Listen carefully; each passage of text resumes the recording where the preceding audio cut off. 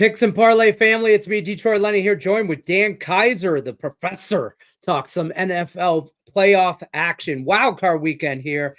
Don't forget, guys, use promo code LENNY20, save you 20% off your entire purchase, picksandparlays.net. Like, share, subscribe. Drop in the comment section what you're into for Wildcard weekend, whether it's side total, prop, or otherwise. Dan, the Bills are for 8.5-point favorites. 8.5-point favorites in a wild card game. Total 46.5. Taking on the Denver Broncos here. Do the Broncos have a chance Sunday? I mean, what are your thoughts here? Well, if you want to know if they have a chance Sunday, you have to go to Picks and Parlays and get my premium play for this game. But I like that. See what that was, folks? That was a setup, and that was a home run right there. That's what we do, folks. That's some Spartan love right there. Go ahead. But I'm looking at the total in this one. The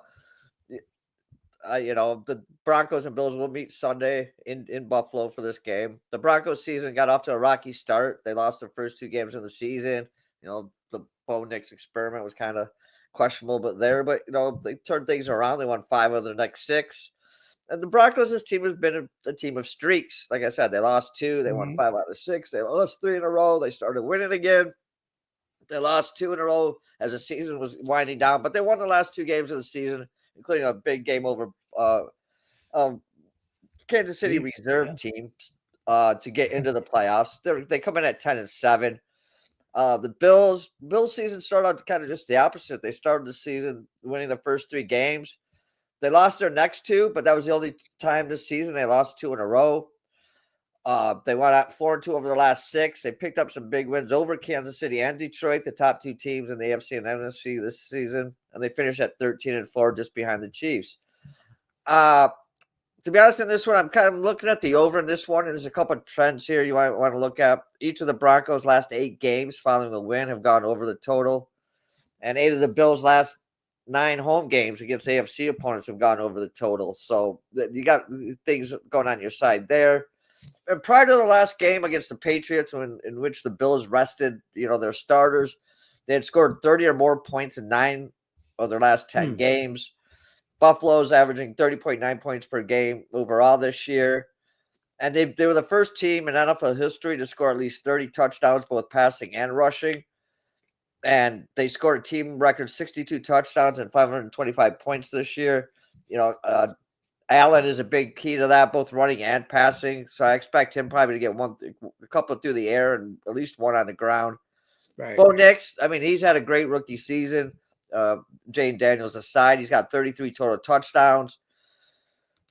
The Bills were 3rd in the league in scoring defense, but they have given up points in games. The Lions put up over 40. They can't get in a run and gun type of game. The Broncos, they're not bad. Again, they're playing the reserves last year against Kansas City, but they still put up over 40.